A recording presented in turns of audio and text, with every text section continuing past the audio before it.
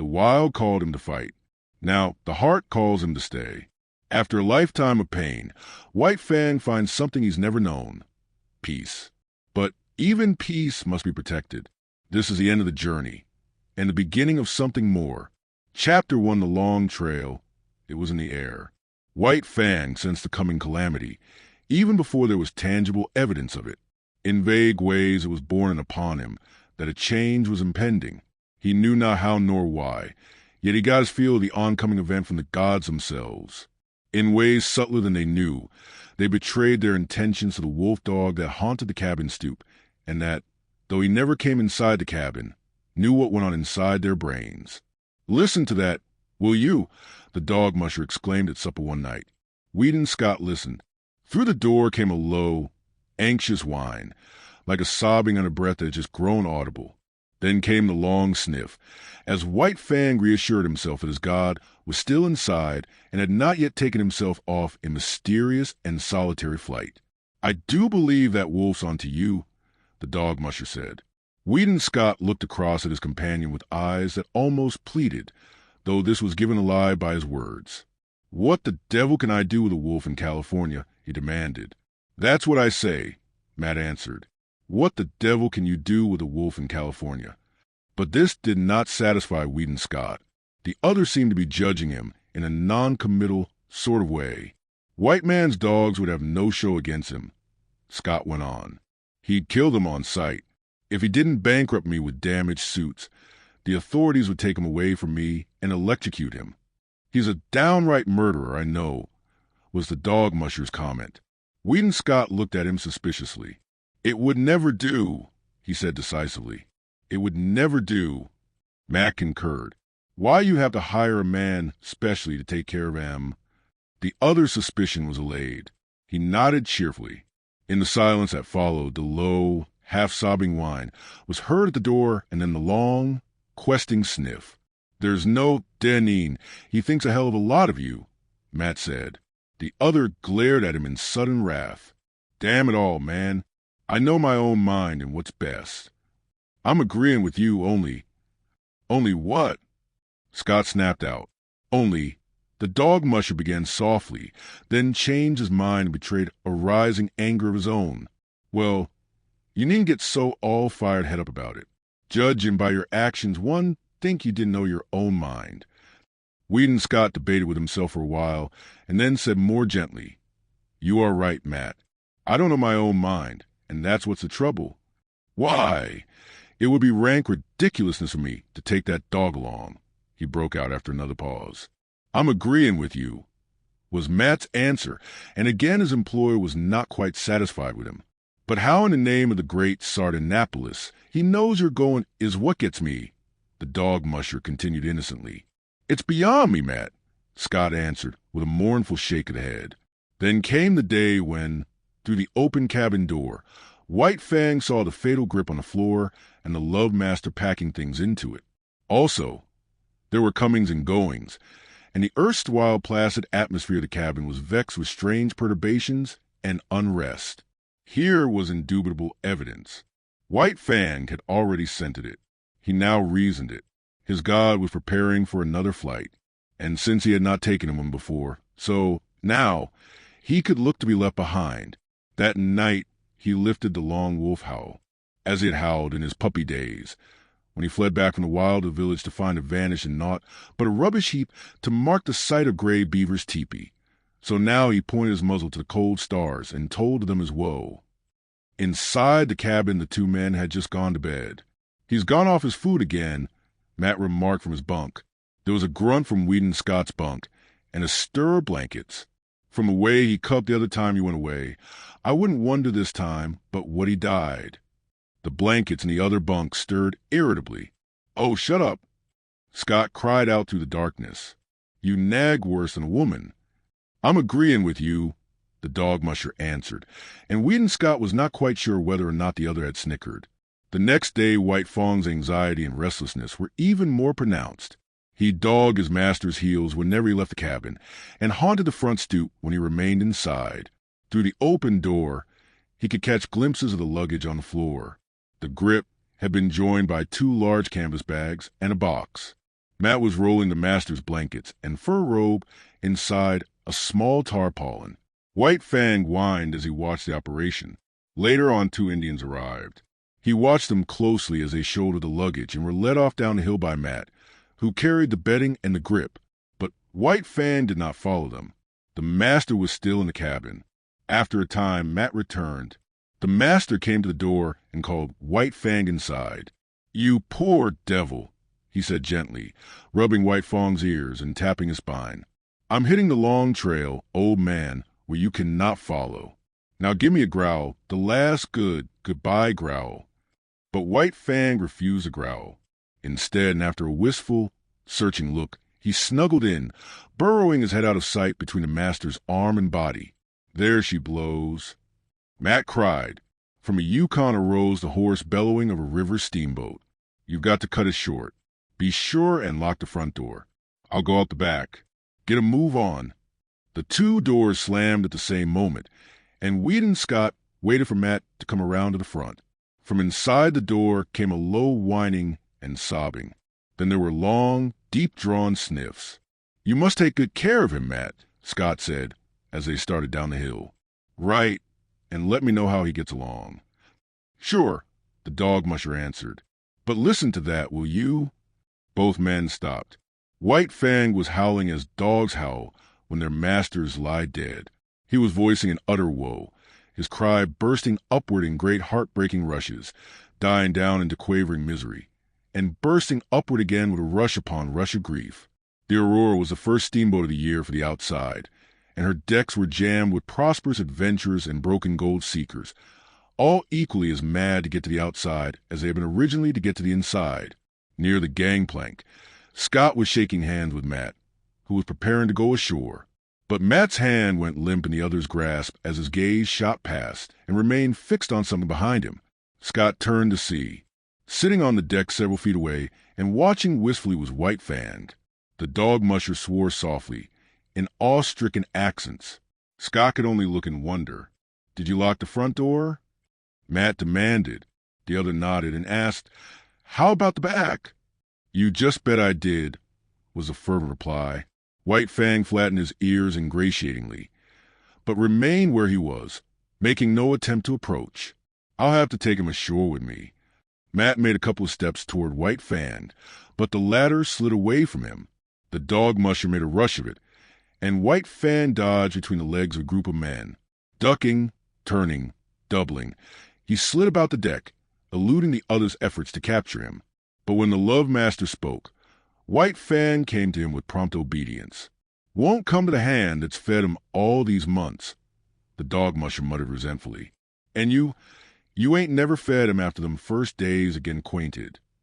I'm blamed if I can see how he works it out that you're the boss." Scott, who had been patting White Fang, suddenly bent closer and pointed out fresh-made cuts on his muzzle and a gash between the eyes. Matt bent over and passed his hand along White Fang's belly. "We plumb forgot the window. He's all cut and gouged underneath. Must butt it clean through it, b'gosh." But Weedon Scott was not listening. He was thinking rapidly. The Aurora's whistle hooted a final announcement of departure. Men were scurrying down the gangplank to the shore. Matt loosened the bandana from his own neck and started to put it around White Fang's. Scott grasped the dog musher's hand. "Goodbye, Matt, old man. About the wolf, you needn't write. You see, I've—" "What?" the dog musher exploded. "You don't mean to say—" "The very thing I mean. Here's your bandana. I'll write to you about him." Matt paused halfway down the gangplank. "He'll never stand the climate," he shouted back, "unless you clip him in warm weather." The gangplank was hauled in, and the Aurora swung out from the bank. Weedon Scott waved a last goodbye. Then he turned and bent over White Fang, standing by his side. "Now growl, damn you, growl," he said, as he patted the responsive head and rubbed the flattening ears. The wild called him to fight. Now the heart calls him to stay. After a lifetime of pain, White Fang finds something he's never known: peace. But even peace must be protected. This is the end of the journey, and the beginning of something more. Chapter 2. The Southland. White Fang landed from a steamer in San Francisco. He was appalled. Deep in him, below any reasoning process or act of consciousness, he had associated power with Godhead, and never had the white men seemed such marvelous gods as now, when he trod the slimy pavement of San Francisco. The log cabins he had known were replaced by towering buildings. The streets were crowded with perils, wagons, carts, automobiles, great, straining horses pulling huge trucks, and monstrous cable and electric cars hooting and clanging through the midst, screeching their insistent menace after the manner of the lynxes he had known in the northern woods. All this was a manifestation of power. Through it all, behind it all, was man, governing and controlling, expressing himself, as of old, by his mastery over matter. It was colossal, stunning. White Fang was awed. Fear sat upon him. As in his cubhood he had been made to feel his smallness and pooniness on the day he first came in from the wild to the village of Gray Beaver, so now, in his full-grown stature and pride of strength, he was made to feel small and puny. And there were so many gods. He was made dizzy by the swarming of them. The thunder of the streets smote upon his ears. He was bewildered by the tremendous and endless rush and movement of things. As never before, he felt his dependence on the Love Master, close at whose heels he followed, no matter what happened, never losing sight of him. But White Fang was to have no more than a nightmare vision of the city, an experience that was like a bad dream, unreal and terrible, that haunted him for long after in his dreams. He was put into a baggage car by the master, chained in a corner in the midst of heaped trunks and valises. Here a squat and brawny god held sway, with much noise, hurling trunks and boxes about, dragging them into the door and tossing them into piles, or flinging them out the door, smashing and crashing, to other gods who awaited them. And here, in this inferno of luggage, was White Fang deserted by the master. Or at least White Fang thought he was deserted, until he smelled out the master's canvas clothes bags alongside him, and proceeded to mount guard over them. "'Bout time you come," growled the god of the car, an hour later, when Weedon Scott appeared at the door. "That dog of yourn won't let me lay a finger on your stuff." White Fang emerged from the car. He was astonished. The nightmare city was gone. The car had been to him no more than a room in a house, and when he had entered it, the city had been all around him. In the interval the city had disappeared. The roar of it no longer dinned upon his ears. Before him was smiling country, streaming with sunshine, lazy with quietude. But he had little time to marvel at the transformation. He accepted it as he accepted all the unaccountable doings and manifestations of the gods. It was their way. There was a carriage waiting. A man and a woman approached the master. The woman's arms went out and clutched the master around the neck. A hostile act. The next moment Weedon Scott had torn loose from the embrace and closed with White Fang, who had become a snarling, raging demon. "It's all right, Mother," Scott was saying as he kept tight hold of White Fang and placated him. "He thought you were going to injure me, and he wouldn't stand for it. It's all right. It's all right. He'll learn soon enough. And in the meantime, I may be permitted to love my son when his dog is not around." She laughed, though she was pale and weak from the fright. She looked at White Fang, who snarled and bristled and glared malevolently. "He'll have to learn, and he shall without postponement," Scott said. He spoke softly to White Fang until he quieted him. Then his voice became firm. "Down, sir. Down with you." This had been one of the things taught him by the master, and White Fang obeyed, though he lay down reluctantly and sullenly. "Now, Mother." Scott opened his arms to her, but kept his eyes on White Fang. "Down," he warned. "Down." White Fang, bristling silently, half crouching as he rose, sank back and watched the hostile act repeated. But no harm came of it, nor of the embrace from the strange man-god that followed. Then the clothes bags were taken into the carriage. The strange gods and the Love Master followed, and White Fang pursued, now running vigilantly behind, now bristling up to the running horses and warning them that he was there to see that no harm befell the god they dragged so swiftly across the earth. At the end of 15 minutes, the carriage swung in through a stone gateway and on between a double row of arched and interlacing walnut trees. On either side stretched lawns, their broad sweep broken here and there by great sturdy-limbed oaks. In the near distance, in contrast with the young green of the tended grass, sunburned hayfields showed tan and gold, while beyond were the tawny hills and upland pastures. From ahead of the lawn, on the first soft swell from the valley level, looked down the deep-porched, many-windowed house. Little opportunity was given White Fang to see all this. Hardly had the carriage entered the grounds when he was set upon by a sheepdog, bright-eyed, sharp-muzzled, righteously indignant and angry. It was between him and the master, cutting him off. White Fang snarled no warning, but his hair bristled as he made his silent and deadly rush. This rush was never completed. He halted with awkward abruptness, with stiff forelegs bracing himself against his momentum, almost sitting down on his haunches. So desirous was he of avoiding contact with the dog he was in the act of attacking. It was a female, and the law of his kind thrust a barrier between. For him to attack her would require nothing less than a violation of his instinct. But with the sheepdog it was otherwise. Being a female, she possessed no such instinct. On the other hand, being a sheepdog, her instinctive fear of the wild, and especially the wolf, was unusually keen. White Fang was to her a wolf, the hereditary marauder who had preyed upon her flocks from the time sheep were first herded and guarded by some dim ancestor of hers. And so, as he abandoned his rush at her and braced himself to avoid the contact, she sprang upon him. He snarled involuntarily as he felt her teeth in his shoulder, but beyond this made no offer to hurt her. He backed away, stiff-legged with self-consciousness, and tried to go around her. He dodged this way and that, and curved and turned, but to no purpose. She remained always between him and the way he wanted to go. "Here, collie," called the strange man in the carriage. Weedon Scott laughed. "Never mind, father. It is good discipline. White Fang will have to learn many things, and it's just as well that he begins now. He'll adjust himself all right." The carriage drove on, and still collie blocked White Fang's way. He tried to outrun her by leaving the drive and circling across the lawn, but she ran on the inner and smaller circle and was always there, facing him with her 2 rows of gleaming teeth. Back he circled, across the drive to the other lawn, and again she headed him off. The carriage was bearing the master away. White Fang caught glimpses of it disappearing amongst the trees. The situation was desperate. He essayed another circle. She followed, running swiftly, and then, suddenly, he turned upon her. It was his old fighting trick. Shoulder to shoulder, he struck her squarely. Not only was she overthrown, so fast had she been running that she rolled along, now on her back, now on her side, as she struggled to stop, clawing gravel with her feet and crying shrilly her hurt pride and indignation. White Fang did not wait. The way was clear, and that was all he had wanted. She took after him, never ceasing her outcry. It was a straightaway now, and when it came to real running, White Fang could teach her things.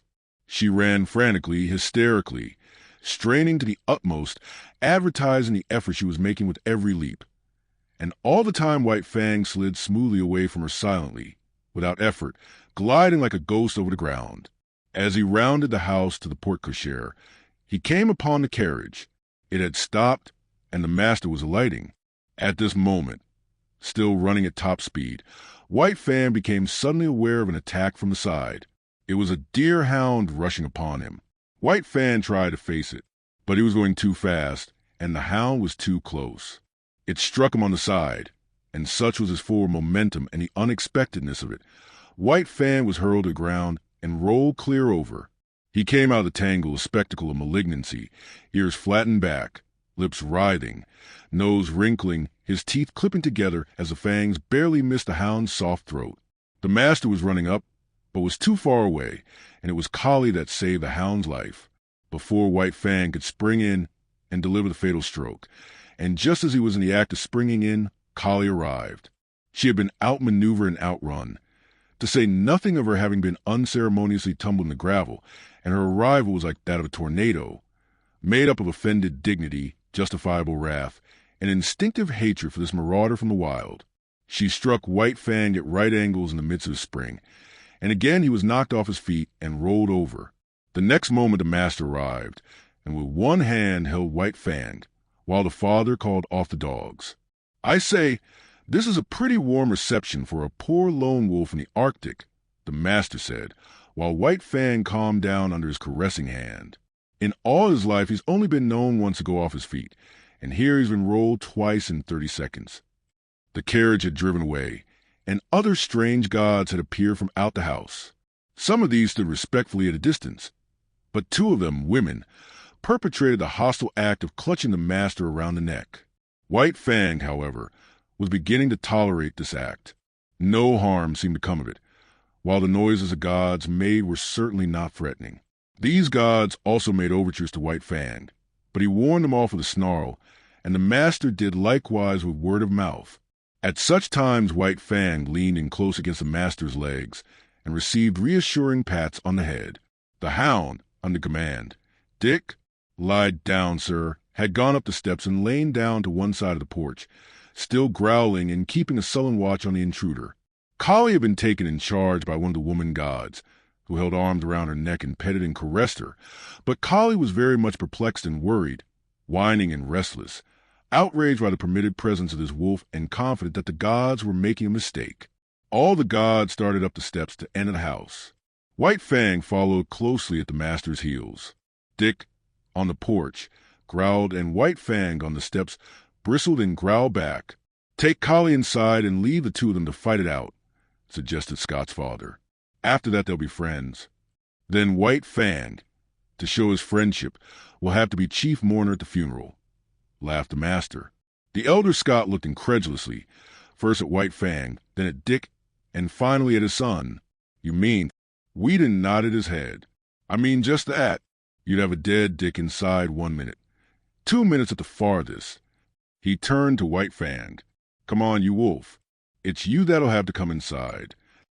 White Fang walked stiff-legged up the steps and across the porch, with tail rigidly erect, keeping his eyes on Dick to guard against a flank attack, at the same time prepared for whatever fierce manifestation of the unknown that might pounce out upon him from the interior of the house. But no thing of fear pounced out, and when it gained inside, he scouted carefully around, looking at it and finding it not. Then he lay down with a contented grunt at the master's feet, observing all that went on, ever ready to spring to his feet and fight for life with the terrors he felt must lurk under the trap roof of the dwelling. Chapter 3. The God's Domain. Not only was White Fang adaptable by nature, but had traveled much and knew the meaning and necessity of adjustment. Here, in Sierra Vista, which was the name of Judge Scott's place, White Fang quickly began to make himself at home. He had no further serious trouble with the dogs. They knew more about the ways of the Southland gods than did he, and in their eyes he had qualified when he accompanied the gods inside the house. Wolf that he was, and unprecedented as it was, the gods had sanctioned his presence, and they, the dogs of the gods, could only recognize the sanction. Dick, perforce, had to go through a few stiff formalities at first, after which he calmly accepted White Fang as an addition to the premises. Had Dick had his way, they would have been good friends, but White Fang was averse to friendship. All he asked of other dogs was to be let alone. His whole life he had kept aloof from his kind, and he still desired to keep aloof. Dick's overtures bothered him, so he snarled Dick away. In the north he had learned the lesson that he must let the master's dogs alone, and he did not forget that lesson now. But he insisted on his own privacy and self-seclusion, and so thoroughly ignored Dick that good-natured creature finally gave him up and scarcely took as much interest in him as in the hitching post near the stable. Not so with Kali. While she accepted him because it was the mandate of the gods, that was no reason that she should leave him in peace. Woven into her being was the memory of countless crimes he and his had perpetrated against her ancestry. Not in a day nor a generation were the ravaged sheepfolds to be forgotten. All this was a spur to her, pricking her to retaliation. She could not fly in the face of the gods who permitted him, but that did not prevent her from making life miserable for him in petty ways. A feud, ages old, was between them, and she, for one, would see to it that he was reminded. So Kali took advantage of her sex to pick upon White Fang and maltreat him. His instinct would not permit him to attack her, while her persistence would not permit him to ignore her. When she rushed at him, he turned his fur-protected shoulder to her sharp teeth and walked away stiff-legged and stately. When she forced him too hard, he was compelled to go about in a circle, his shoulder presented to her, his head turned from her, and on his face and his eyes a patient and bored expression. Sometimes, however, a nip on his hindquarters hastened his retreat and made it anything but stately. But as a rule, he managed to maintain a dignity that was almost solemnity. He ignored her existence whenever it was possible and made it a point to keep out of her way. When he saw or heard her coming, he got up and walked off. There was much in other matters for White Fang to learn. Life in the Northland was simplicity itself when compared with the complicated affairs of Sierra Vista. First of all, he had to learn the family of the master. In a way, he was prepared to do this. As Tisa and Klukuch had belonged to Gray Beaver, sharing his food, his fire, and his blankets, so now, at Sierra Vista, belonged to the Love Master all the denizens of the house. But in this matter there was a difference, and many differences. Sierra Vista was a far vaster affair than the teepee of Gray Beaver. There were many persons to be considered. There was Judge Scott, and there was his wife. There were the master's two sisters, Beth and Mary. There was his wife, Alice. And then there were his children, Whedon and Maud, toddlers of 4 and 6.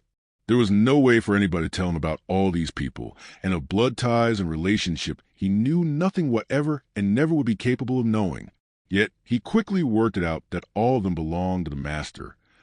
Then, by observation, whenever opportunity offered, by study of action, speech, and the very intonations of the voice, he slowly learned the intimacy and the degree of favor they enjoyed with the master. And by this ascertained standard, White Fang treated them accordingly. What was of value to the master he valued.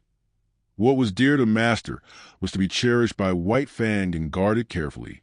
Thus it was with the two children. All his life he had disliked children. He hated and feared their hands. The lessons were not tender that he had learned of their tyranny and cruelty in the days of the Indian villages. When Whedon and Maud had first approached him, he growled warningly and looked malignant. A cuff from a master and a sharp word had then compelled him to permit their caresses, though he growled and growled under their tiny hands, and in the growl there was no crooning note. Later, he observed that the boy and girl were of great value in the master's eyes. Then it was that no cuff nor sharp word was necessary before they could pat him. Yet White Fang was never effusively affectionate. He yielded to master's children with an ill but honest grace, and endured their fooling as one would endure a painful operation. When he could no longer endure, he would get up and stalk determinedly away from them. But after a time, he grew even like the children. Still he was not demonstrative. He would not go up to them. On the other hand, instead of walking away at sight of them, he waited for them to come to him. And still later, it was noticed that a pleased light came into his eyes when he saw them approaching, and that he looked after them with an appearance of curious regret when they left him for other amusements. All this was a matter of development, and took time. Next in his regard after the children was Judge Scott. There were 2 reasons, possibly, for this. First, he was evidently a valuable possession of the master's, and next, he was undemonstrative. White Fang liked to lie at his feet on the wide porch when he read the newspaper, from time to time favoring White Fang with look or word, untroublesome tokens that he recognized White Fang's presence and existence. But this was only when the master was not around. When the master appeared, all other beings ceased to exist so far as White Fang was concerned. White Fang allowed all the members of the family to pet him and make much of him, but he never gave to them what he gave to the master. No caress of theirs could put the love croon into his throat, and, try as they would, they could never persuade him into snuggling against them. This expression of abandon and surrender, of absolute trust, he reserved for the master alone. In fact, he never regarded the members of the family in any other light than possessions of the Love Master. Also, White Fang had early come to differentiate between the family and the servants of the household. The latter were afraid of him, while he merely refrained from attacking them. This because he considered that they were likewise possessions of the master. Between White Fang and them existed neutrality and no more. They cooked for the master, and washed the dishes, and did other things just as Matt had done up in the Klondike. They were, in short, appurtenances of a household. Outside the household, there was even more for White Fang to learn. The master's domain was wide and complex, yet it had its metes and bounds. The land itself ceased at the county road. Outside was the common domain of all gods, the roads and streets. Then inside other fences were particular domains of other gods. A myriad laws governed all these things and determined conduct.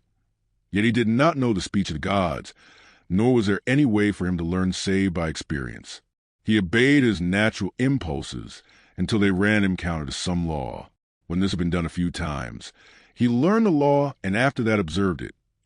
But most potent in his education was the cuff of the master's hand, the censure of the master's voice. Because of White Fang's very great love, a cuff from the master hurt him far more than any beating gray beaver or beauty smith had ever given him. They had hurt only the flesh of him. Beneath the flesh the spirit had still raged, splendid and invincible. But with the master the cuff was always too light to hurt the flesh. Yet it went deeper. It was an expression of the master's disapproval, and White Fang's spirit wilted under it. In point of fact, the cuff was rarely administered. The master's voice was sufficient. By it, White Fang knew whether he did right or not. By it, he trimmed his conduct and adjusted his actions. It was the compass by which he steered and learned to chart the manners of a new land and life. In the Northland, the only domesticated animal was a dog. All other animals lived in the wild and were, when not too formidable, lawful spoil for any dog. All his days White Fang had foraged among the live things for food. It did not enter his head that in the Southland it was otherwise. But this he was to learn early in his residence in Santa Clara Valley. Sauntering around the corner of the house in the early morning, he came upon a chicken that had escaped from the chicken yard. White Fang's natural impulse was to eat it. A couple of bounds, a flash of teeth and a frightened squawk, and he had scooped in the adventurous fowl. It was farm-bred and fat and tender, and White Fang licked his chops and decided that such fare was good. Later in the day, he chanced upon another stray chicken near the stables. One of the grooms ran to the rescue. He did not know White Fang's breed, so for weapon he took a light buggy whip. At the first cut of the whip, White Fang left the chicken for the man. A club might have stopped White Fang, but not a whip. Silently, without flinching, he took a second cut in his forward rush, and as he leaped to throat the groom cried out, "My God!" and staggered backward. He dropped the whip and shielded his throat with his arms. In consequence, his forearm was ripped open to the bone. The man was badly frightened. It was not so much White Fang's ferocity as it was his silence that unnerved the groom. Still protecting his throat and face with his torn and bleeding arm, he tried to retreat to the barn, and it would have gone hard with him had not Collie appeared on the scene. As she had saved Dick's life, she now saved the groom's. She rushed upon White Fang in frenzied wrath. She had been right. She had known better than the blundering gods. All her suspicions were justified. Here was the ancient marauder up to his old tricks again. The groom escaped into the stables, and White Fang backed away before Collie's wicked teeth, or presented his shoulder to them and circled round and round. But Collie did not give over, as was her wont, after a decent interval of chastisement. On the contrary, she grew more excited and angry every moment, until, in the end, White Fang flung dignity to the winds and frankly fled away from her across the fields. "He'll learn to leave chickens alone," the master said, "but I can't give him the lesson until I catch him in the act." 2 nights later came the act, but on a more generous scale than the master had anticipated. White Fang had observed closely the chicken yards and the habits of the chickens. In the night time, after they had gone to roost, he climbed to the top of a pile of newly hauled lumber. From there he gained the roof of a chicken house, passed over the ridgepole, and dropped to the ground inside. A moment later he was inside the house, and the slaughter began. In the morning, when the master came out onto the porch, 50 white leghorn hens, laid out in a row by the groom, greeted his eyes. He whistled to himself, softly, first with surprise, and then at the end with admiration. His eyes were likewise greeted by White Fang, but about the latter there were no signs of shame nor guilt. He carried himself with pride, as though, forsooth, he had achieved a deed praiseworthy and meritorious. There was about him no consciousness of sin. The master's lips tightened as he faced the disagreeable task. Then he talked harshly to the unwitting culprit, and in his voice there was nothing but godlike wrath. Also, he held White Fang's nose down to the slain hens, and at the same time cuffed him soundly. White Fang never raided a chicken roost again. It was against the law, and he had learned it. Then the master took him into the chicken yards. White Fang's natural impulse, when he saw the live food fluttering about him and under his very nose, was to spring upon it. He obeyed the impulse, but was checked by the master's voice. They continued in the yards for half an hour. Time and again the impulse surged over White Fang, and each time, as he yielded to it, he was checked by the master's voice. Thus it was he learned the law, and ere he left the domain of the chickens, he had learned to ignore their existence. You can never cure a chicken killer. Judge Scott shook his head sadly at luncheon table, when his son narrated the lesson he had given White Fang. Once they got the habit and the taste of blood. Again he shook his head sadly, but Weedon Scott did not agree with his father. "I'll tell you what I'll do," he challenged finally. "I'll lock White Fang in with the chickens all afternoon." "But think of the chickens," objected the judge. "And furthermore," the son went on, "for every chicken he kills, I'll pay you $1 gold coin to realm." "But you should penalize father, too," interposed Beth. Her sister seconded her, and a chorus of approval arose from around the table. Judge Scott nodded his head in agreement. "All right." Weedon Scott pondered for a moment. "And if at the end of the afternoon White Fang hasn't harmed a chicken, for every 10 minutes of the time he has spent in the yard, you'll have to say to him, gravely and with deliberation, just as if you were sitting on the bench and solemnly passing judgment, 'White Fang, you are smarter than I thought.'" From hidden points of vantage, the family watched the performance, but it was a fizzle. Locked in the yard, and there deserted by the master, White Fang lay down and went to sleep. Once he got up and walked over to the trough for a drink of water. The chickens he calmly ignored. So far as he was concerned, they did not exist. At 4 o'clock, he executed a running jump, gained the roof of the chicken house, and leaped to the ground outside, whence he sauntered gravely to the house. He had learned the law, and on the porch, before the delighted family, Judge Scott, face to face with White Fang, said slowly and solemnly 16 times, "White Fang, you are smarter than I thought." But it was the multiplicity of laws that befuddled White Fang and often brought him into disgrace. He had to learn that he must not touch the chickens that belonged to other gods. Then there were cats and rabbits and turkeys. All these he must let alone. In fact, when he had but partly learned the law, his impression was that he must leave all live things alone. Out in the back pasture, a quail could flutter up under his nose unharmed. All tense and trembling with eagerness and desire, he mastered his instinct and stood still. He was obeying the will of the gods. And then, one day, again out in the back pasture, he saw Dick start a jackrabbit and run it. The master himself was looking on and did not interfere. Nay, he encouraged White Fang to join in the chase. And thus he learned that there was no taboo on jackrabbits. In the end, he worked out the complete law. Between him and all domestic animals, there must be no hostilities. If not amity, at least neutrality must obtain. But the other animals, the squirrels and quail and cottontails, were creatures of the wild who had never yielded allegiance to man. They were the lawful prey of any dog. It was only the tame that the gods protected, and between the tame deadly strife was not permitted. The gods held the power of life and death over their subjects, and the gods were jealous of their power. Life was complex in the Santa Clara Valley after the simplicities of the Northland, and the chief thing demanded by these intricacies of civilization was control, restraint, a poise of self that was as delicate as the fluttering of gossamer wings, and at the same time as rigid as steel. Life had 1,000 faces, and White Fang found he must meet them all.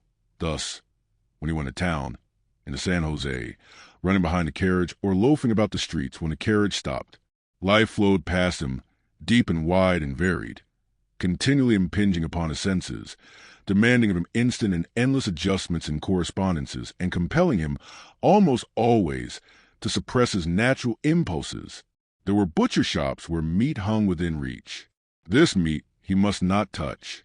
There were cats at the houses the master visited that must be let alone. And there were dogs everywhere that snarled at him and that he must not attack.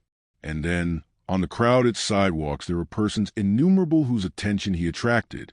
They would stop and look at him, point him out to one another, examine him, talk at him, and, worst of all, pat him. And these perilous contacts from all these strange hands he must endure. Yet this endurance he achieved. Furthermore, he got over being awkward and self-conscious. In a lofty way he received the attentions of the multitudes of strange gods. With condescension, he accepted their condescension. On the other hand, There was something about him that prevented great familiarity. They patted him on the head and passed on, contented and pleased with their own daring. But it was not all easy for White Fang. Running behind a carriage in the outskirts of San Jose, he encountered certain small boys who made a practice of flinging stones at him. Yet he knew that it was not permitted him to pursue and dragged them down. Here he was compelled to violate his instinct of self-preservation, and violate it he did, for he was becoming tame and qualify himself for civilization.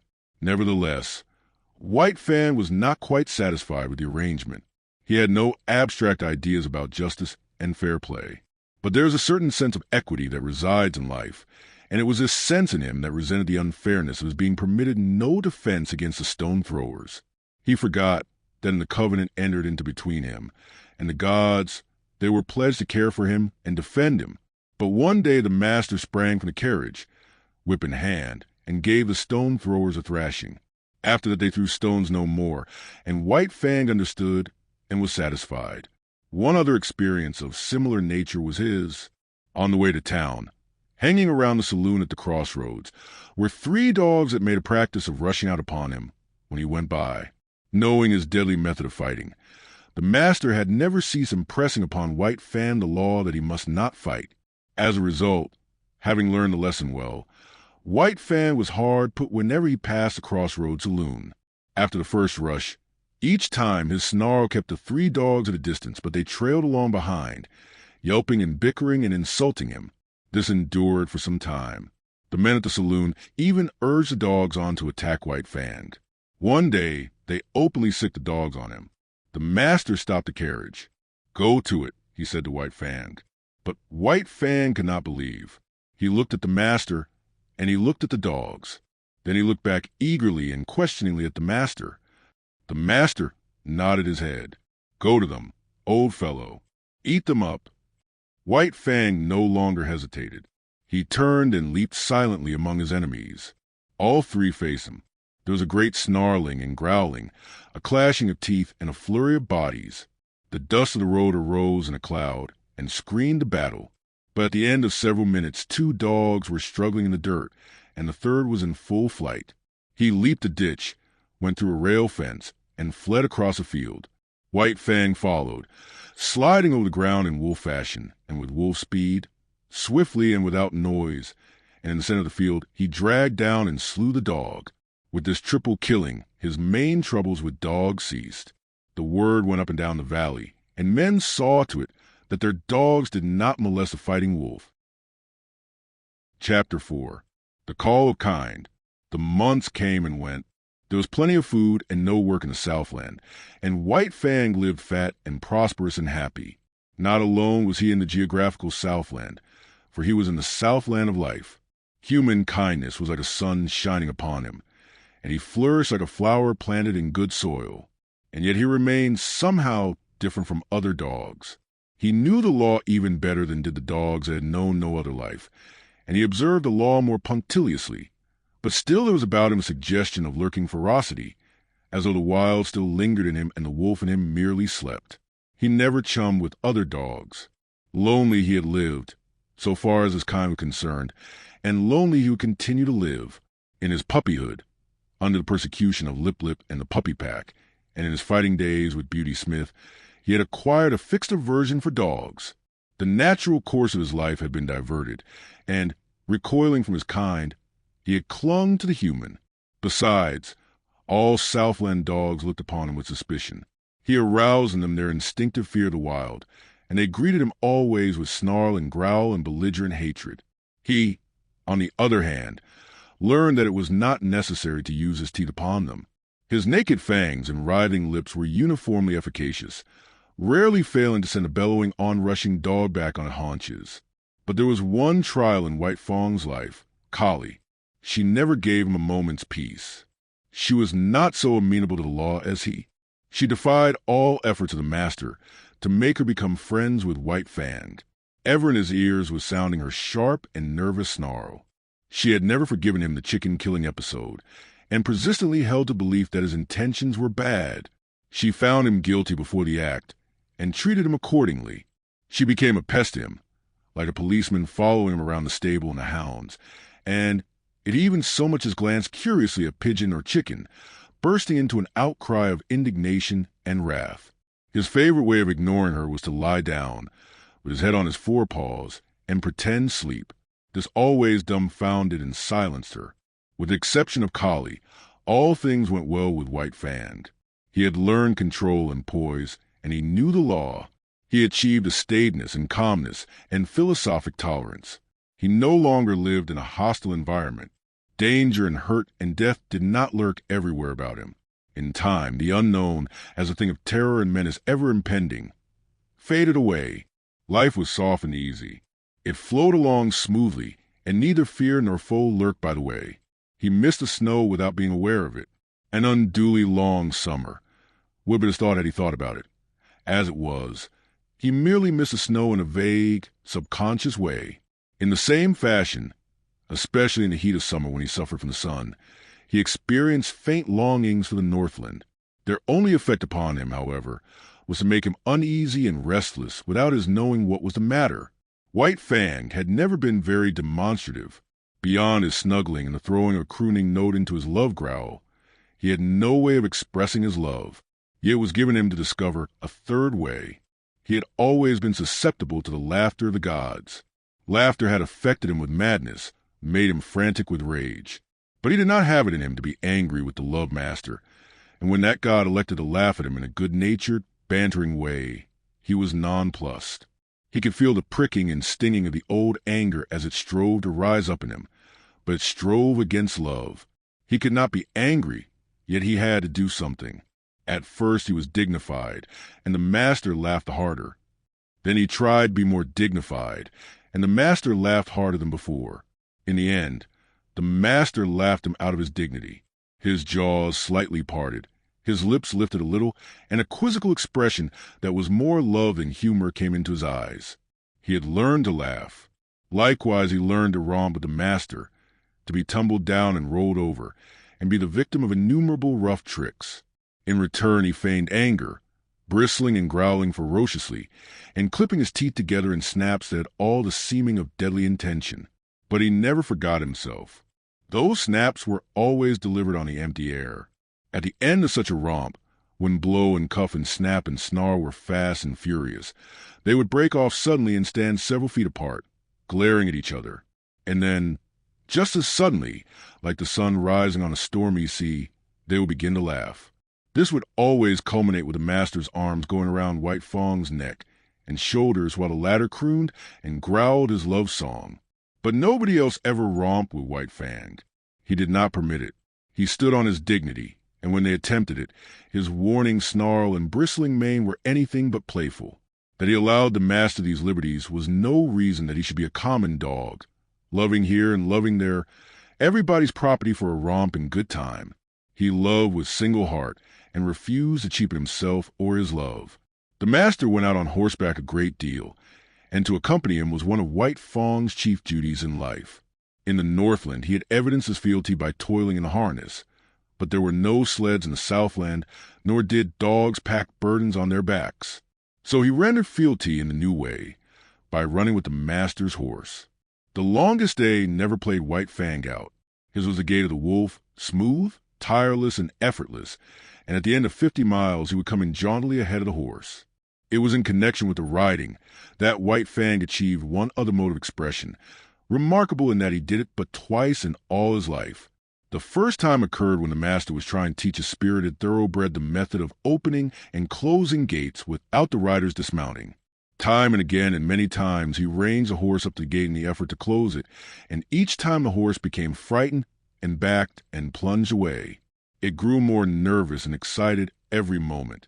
When it reared, the master put the spurs to it and made it drop its forelegs back to earth, whereupon it began kicking with its hind legs.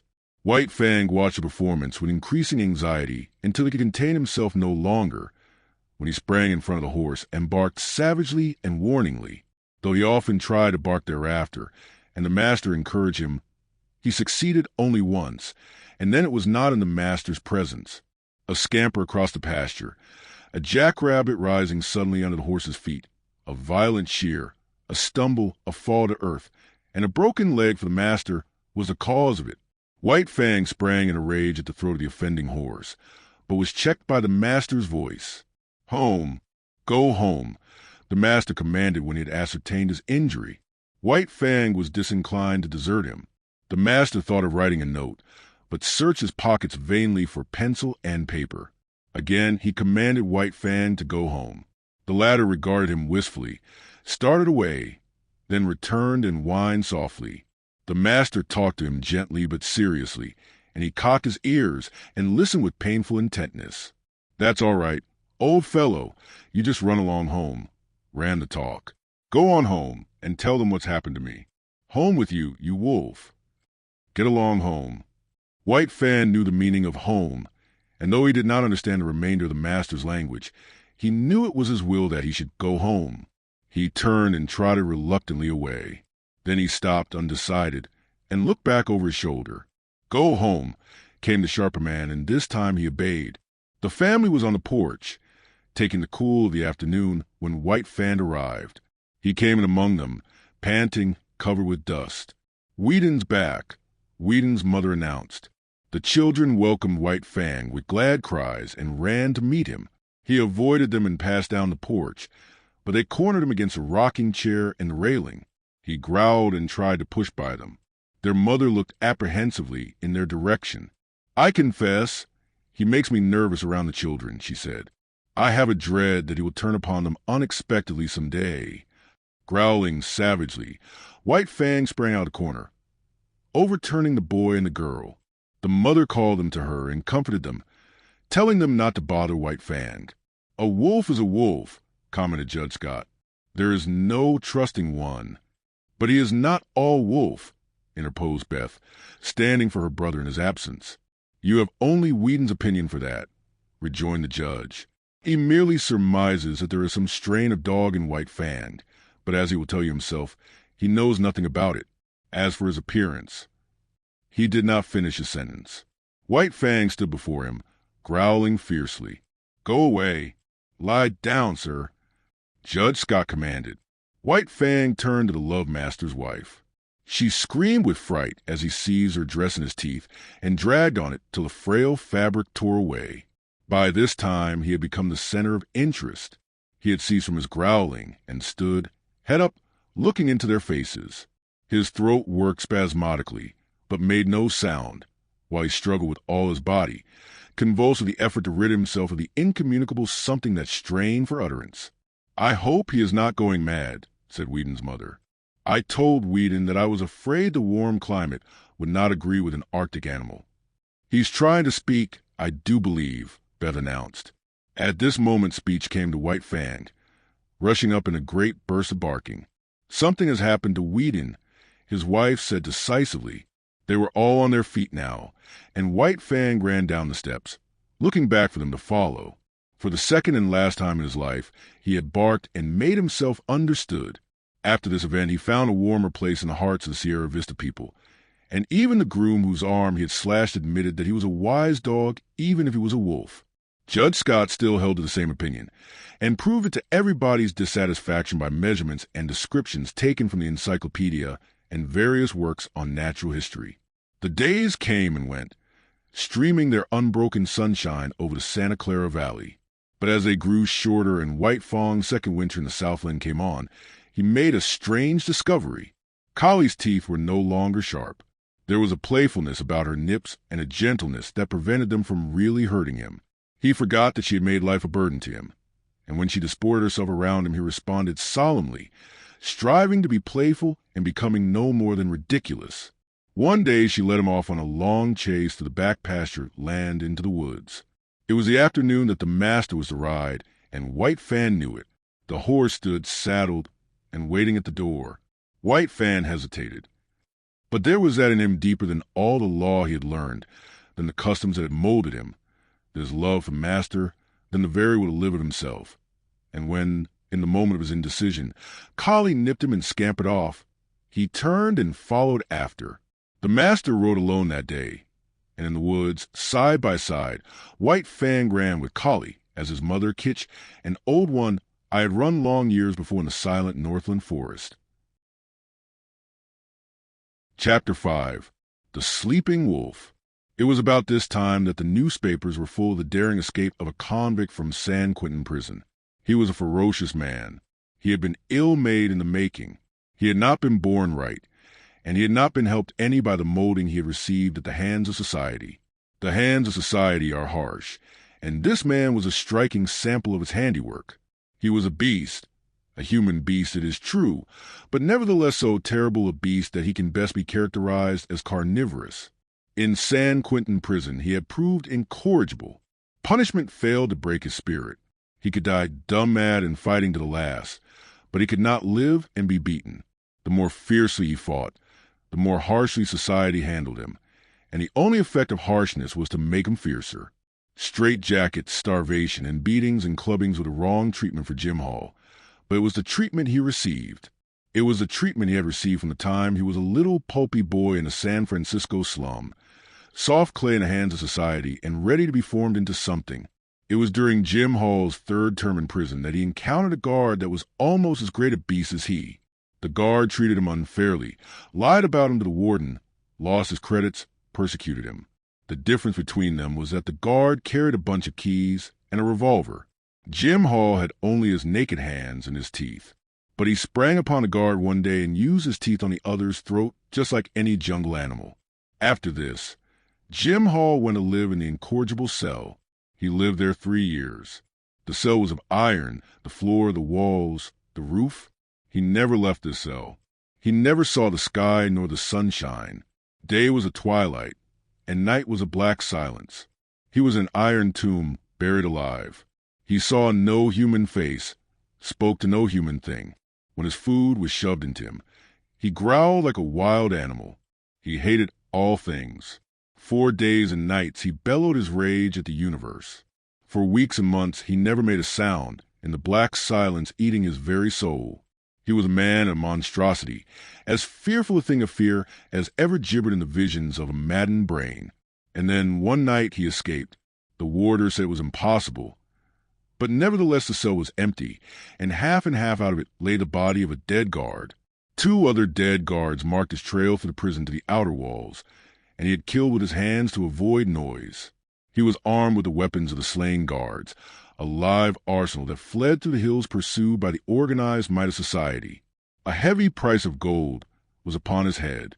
Avaricious farmers hunted him with shotguns. His blood might pay off a mortgage or send a son to college. Public-spirited citizens took down their rifles and went out after him. A pack of bloodhounds followed the way of his bleeding feet. And the sleuth-hounds of the law, the paid fighting animals of society, with telephone and telegraph and special train, clung to his trail night and day. Sometimes they came upon him, and men faced him like heroes, or stampeded through barbed wire fences to the delight of the Commonwealth reading the account at the breakfast table. It was after such encounters that the dead and wounded were carted back to the towns, and their places filled by men eager for the manhunt. And then Jim Hall disappeared. The bloodhounds vainly quested on the lost trail. Inoffensive ranchers in remote valleys were held up by armed men and compelled to identify themselves, while the remains of Jim Hall were discovered on a dozen mountainsides by greedy claimants for blood money. In the meantime, the newspapers were read at Sierra Vista, not so much with interest as with anxiety. The women were afraid. Judge Scott pooh-poohed and laughed, but not with reason, for it was in his last days on the bench that Jim Hall had stood before him and received sentence. In an open courtroom, before all men, Jim Hall had proclaimed that the day would come when he would wreak vengeance on the judge that sentenced him. For once, Jim Hall was right. He was innocent of the crime for which he was sentenced. It was a case, in the parlance of thieves and police, of railroading. Jim Hall was being railroaded to prison for a crime he had not committed. Because of the 2 prior convictions against him, Judge Scott imposed upon him a sentence of 50 years. Judge Scott did not know all things, and he did not know that he was party to a police conspiracy, that the evidence was hatched and perjured, that Jim Hall was guiltless of the crime charged. And Jim Hall, on the other hand, did not know that Judge Scott was merely ignorant. Jim Hall believed that the judge knew all about it and was hand in glove with the police in the perpetration of the monstrous injustice. So it was when the doom of 50 years of living death was uttered by Judge Scott that Jim Hall, hating all things in society that misuse him, rose up and raged in the courtroom until dragged down by half a dozen of his blue-coated enemies. To him, Judge Scott was a keystone in the arch of injustice, and upon Judge Scott he emptied the vials of his wrath and hurled the threats of his revenge yet to come. Then Jim Hall went to his living death and escaped. Of all this White Fang knew nothing. But between him and Alice, the master's wife, there existed a secret. Each night, after Sierra Vista had gone to bed, she rose and let in White Fang to sleep in the big hall. Now White Fang was not a house dog, nor was he permitted to sleep in the house. So each morning early, she slipped down and let him out before the family was awake. On one such night, while all the house slept, White Fang awoke and lay very quietly. And very quietly he smelled the air and read the message it bore of a strange god's presence. And to his ears came sounds of the strange god's movements. White Fang burst into no furious outcry. It was not his way. The strange god walked softly, but more softly walked White Fang, for he had no clothes to rub against the flesh of his body. He followed silently. In the wild he had hunted live meat that was infinitely timid, and he knew the advantage of surprise. The strange god paused at the foot of the great staircase and listened, and White Fang was as dead. So without movement was he as he watched and waited. Up that staircase way led to the Love Master, and to the Love Master's dearest possessions. White Fang bristled, but waited. The strange god's foot lifted. He was beginning the ascent. Then it was that White Fang struck. He gave no warning. With no snarl anticipated his own action. Into the air he lifted his body in the spring that landed him on the strange god's back. White Fang clung with his forepaws to the man's shoulders, at the same time burying his fangs in the back of the man's neck. He clung on for a moment, long enough to drag the god over backward. Together they crashed to the floor. White Fang leaped clear, and as the man struggled to rise, was in again with the slashing fangs. Sierra Vista awoke in alarm. The noise from downstairs was as that of a score of battling fiends. There were revolver shots. A man's voice screamed once in horror and anguish. There was a great snarling and growling, and over all arose a smashing and crashing of furniture and glass. But almost as quickly as it had arisen, the commotion died away. The struggle had not lasted more than 3 minutes. The frightened household clustered at the top of the stairway. From below, as from out an abyss of blackness, came up a gurgling sound, as of air bubbling through water. Sometimes this gurgle became sibilant, almost a whistle. But this, too, quickly died down and ceased. Then naught came up out of the blackness, save a heavy panting of some creature, struggling sorely for air. Weedon Scott pressed a button, and the staircase and downstairs hall were flooded with light. Then he and Judge Scott, revolvers in hand, cautiously descended. There was no need for this caution. White Fang had done his work. In the midst of the wreckage of overthrown and smashed furniture, partly on his side, his face hidden by an arm, lay a man. Weedon Scott bent over, removed the arm and turned the man's face upward. A gaping throat explained the manner of his death. "Jim Hall," said Judge Scott, and father and son looked significantly at each other. Then they turned to White Fang. He, too, was lying on his side. His eyes were closed, but the lids slightly lifted in an effort to look at them as they bent over him, and the tail was perceptibly agitated in a vain effort to wag. Weedon Scott patted him, and his throat rumbled an acknowledging growl. But it was a weak growl at best, and it quickly ceased. His eyelids drooped and went shut, and his whole body seemed to relax and flatten out upon the floor. "He's all in. Poor devil," muttered the master. "We'll see about that," asserted the judge as he started for the telephone. "Frankly, he has 1 chance in 1,000, announced the surgeon after he had worked an hour and a half on White Fang. Dawn was breaking through the windows and dimming the electric lights.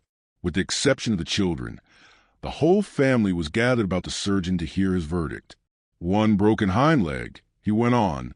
3 broken ribs, 1 at least of which has pierced the lungs. He has lost nearly all the blood in his body. There is a large likelihood of internal injuries. He must have been jumped upon, to say nothing of 3 bullet holes, clear through him. 1 chance in 1,000 is really optimistic. He hasn't a chance in 10,000. But he mustn't lose any chance that might be of help to him. Judge Scott exclaimed. Never mind expense. Put him under the X-ray. Anything. Whedon, telegraph at once to San Francisco for Dr. Nichols. No reflection on you. Doctor, you understand, but he must have the advantage of every chance. The surgeon smiled indulgently. Of course I understand. He deserves all that can be done for him. He must be nursed as you would nurse a human being, a sick child. And don't forget what I told you about temperature. I'll be back at 10 o'clock again. White Fang received the nursing. Judge Scott's suggestion of a trained nurse was indignantly clamored down by the girls, who themselves undertook the task.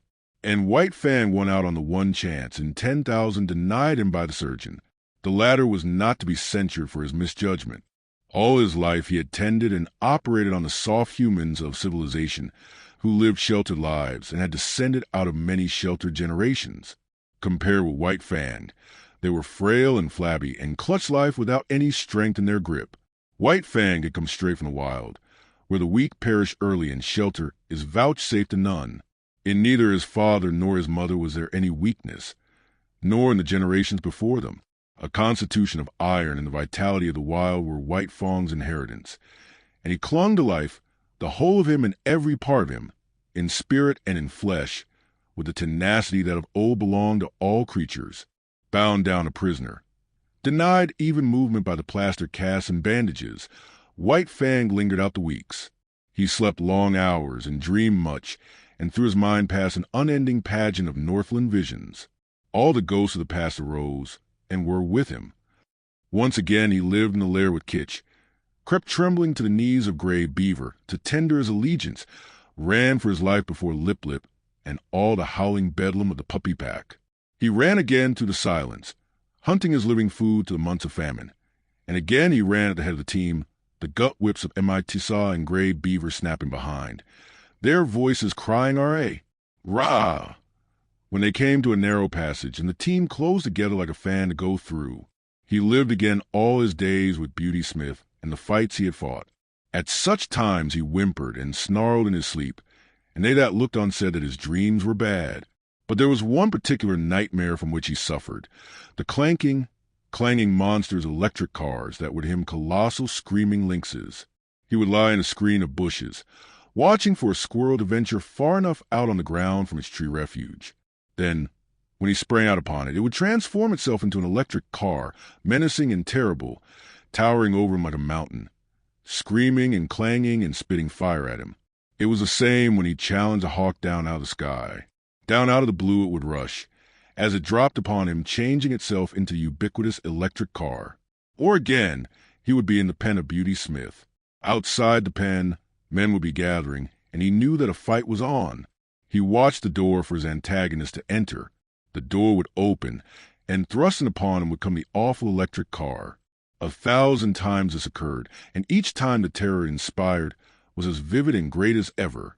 Then came the day when the last bandage and the last plaster casts were taken off. It was a gala day. All Sierra Vista was gathered around. The master rubbed his ears, and he crooned his love growl. The master's wife called him the Blessed Wolf, which name was taken up with acclaim, and all the women called him the Blessed Wolf. He tried to rise to his feet, and after several attempts fell down from weakness. He had lain so long that his muscles had lost their cunning, and all the strength had gone out of them. He felt a little shame because of his weakness, as though, forsooth, he were failing the gods in the service he owed them. Because of this he made heroic efforts to arise, and at last he stood on his 4 legs, tottering and swaying back and forth. "The Blessed Wolf!" chorused the women. Judge Scott surveyed them triumphantly. "Out of your own mouths be it," he said, "just as I contended right along. No mere dog could have done what he did. He's a wolf." "A Blessed Wolf," amended the judge's wife. "Yes, Blessed Wolf," agreed the judge, "and henceforth that shall be my name for him." "He'll have to learn to walk again," said the surgeon, "so he might as well start right now. It won't hurt him. Take him outside." And outside he went, like a king, with all Sierra Vista about him and tending on him. He was very weak, and when he reached the lawn he lay down and rested for a while.